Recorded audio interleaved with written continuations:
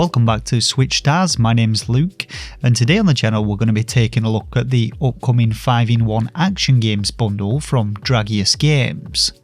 Now, I see bundles like this all the time on the eShop, and more often than not they tend to be easy ways for publishers to repackage some of their older games and get them highlighted once again to potential buyers. But just because they've stuck them into one neat little package doesn't necessarily mean you're getting good value for money with them, or that the games themselves are even worth buying in the first place. So let's take a look at this one and see what's what, and don't forget to like and subscribe if you enjoy my content and want to see more.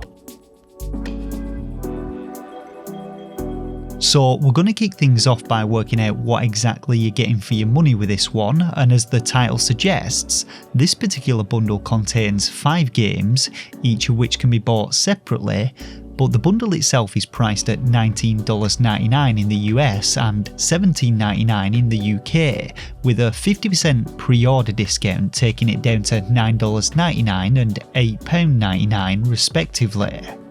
Taking a look at each game though, we can head on over to DEKU deals and look at what the pricing history is like for them. And here you can see that each of them is almost permanently on sale in both the UK and US, and usually receive between 70 and 90% discounts. We can also see that you can obtain some additional discounts if you own almost any of the publisher's other games, and this not only applies to the games in the bundle but also all of the games listed here. And heading to the eShop listing for Genetic Disaster, we can see that having this discount applied would take a whopping 96% off the original price. With all this taken into account then, I went ahead and stuck the DEKU deals pricings into a spreadsheet, and you can see that in total, buying all 5 games separately without the publisher's discount would cost you $10.44 in the US, which works out slightly more expensive than the discounted bundle, but in the UK the total comes to £4.90, which works out cheaper than the discounted bundle, and both work out way cheaper than the full asking price for it. So this is just something to be aware of when you see one of these bundles and think it looks like a good deal, and I always recommend heading over to DEKU deals to check out the pricing history and doing a little bit of maths to work out whether or not you're actually getting them cheaper. Now, in terms of the actual quality of the games included, this particular publisher, Drageus Games, aren't known for the quality, and I speak from experience here, having reviewed several of their games in the past.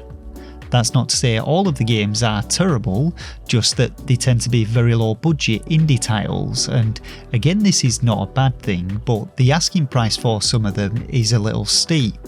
But let's take a quick look at the 5 games in this bundle, which I went ahead and bought and took for a bit of a test spin. Now we'll start with what I deem to be the best game in the bundle, that being Genetic Disaster, which is a kind of Enter the Gungeon style roguelite twin stick shooter, and this one sees you working your way through a randomly generated mansion, battling against hordes of mutated enemies and collecting genetic material to unlock upgrades. Selecting one of 4 characters, each with their own unique abilities, runs begin with you grabbing one of 2 randomly selected guns before moving from room to room, blasting the waves of enemies which spawn and attempting to reach the exit elevator. As with Enter the Gungeon, you have the usual RNG to deal with when it comes to enemies and pickups, but there's a nice selection of weapons on offer. You can find shops and upgrade systems to aid you in your progression, and the game can be played with up to 4 players, so it's a nice one if you're looking for a spot of couch co-op. After playing a few runs on easy mode, I'd say that co-op is definitely the way this one was meant to be played though, as even on easy it's pretty challenging, and each character has unique skills which complement each other, with one having a shield and another a stun ability. The game also has bosses for you to take on, and the genetic material you collect can be used to unlock sets of permanent perks for future runs, so some decent progression here too. And all in all, Genetic Disaster isn't a bad little game. It has some nice artwork, and I could definitely see it being a lot of fun if you can get a few friends together for it. Next up on our list then we have Bridge Strike, a game which I reviewed a couple of years back on the channel, and one which I personally didn't much rate, but you'll find a link to this review down in the description box below. The game is essentially an arcade-style vertical scrolling shmup though. It's a part of a mobile game which sees you working your way up a river, destroying bridges and enemies and collecting coins to purchase upgrades. And unlike standard shmups which usually just have stages to work through, Bridge Strike has one mode which operates more like an endless runner game, with the terrain shifting as you progress, shifting between grassy areas, deserts and snow biomes, and becoming increasingly more complex. The quantity and frequency of enemies also increases, which contributes to the escalating difficulty of the game, though it's the camera which is probably the most difficult and frustrating aspect, as it's way too close and gives you very little time to react to obstructions. Now, the game's second mode has missions for you to complete, such as destroying set numbers of bridges or enemies or rescuing survivors, but the endless mode is where most of the replayability is, and the coins you collect are used to unlock additional vehicles, though these are ridiculously expensive and I believe purely cosmetic. So all in all, a simple and overly repetitive game in my opinion. Now, the third and fourth games on our list are Event Horizon and its sequel, Event Horizon Space Defense, but starting with the first game, this one plays a little bit like Asteroids, but instead of asteroids you're fighting against a variety of different ships, and the game takes you through a bit of a tutorial to start with, giving you a rundown of the controls, which unfortunately aren't the best. They kind of have the feel of Asteroid's tank controls, but you direct your ship with the analog stick and it has a habit of not turning the way you want it to. Once you're done with the tutorial though, you're then dropped into a huge galaxy map which you're free to explore at your leisure, travelling from system to system, fighting battles, researching planets and responding to distress beacons, and there's actually quite a lot of depth to it. Unfortunately, nothing is really explained to you and you have to muddle through its poorly configured menu system, where you'll find things like research trees, pilot upgrades and workshops to craft upgrade materials and fit them to your ship. There are probably some tutorial menus in there somewhere which explain stuff, but I thought it a little odd that you had to go digging for them. Regardless of this though, the game's combat system is pretty frustrating, and of the 3 starter ships, only one of them was any real use, and the enemy AI really isn't the best either. Overall, the game is passable, but not something I could see myself really getting stuck into. Now, when it comes to the sequel, rather than letting you explore an open galaxy, this one opts for a more linear design, with you playing through levels one after another. There's also a new base building mechanic introduced which allows you to upgrade your space station, and the combat has you defending said space station against waves of enemies, gathering materials and experience from them, and you can also recruit NPCs to pilot your other ships and aid you in battle.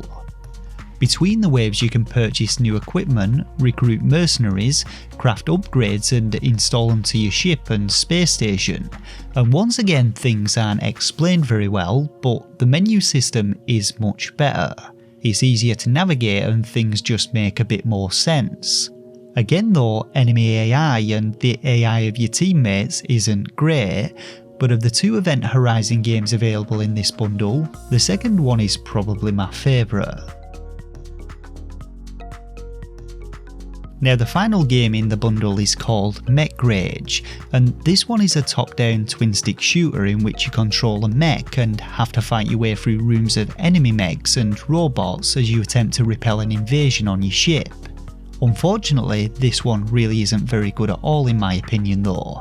Each room is filled with generic enemies which you destroy using either your machine gun or limited ammo shotgun and dodge with your evasive dash manoeuvre. You can grab ammo, shield and health pickups, as well as XP which between levels can be used to upgrade your 2 weapons, but that's about as deep as it gets. And even just a few levels in I was struggling to actually beat them due to them having enemy spawners which spew out endless hordes of hostile robots, so I think the game is expecting you to grind previous levels for upgrades.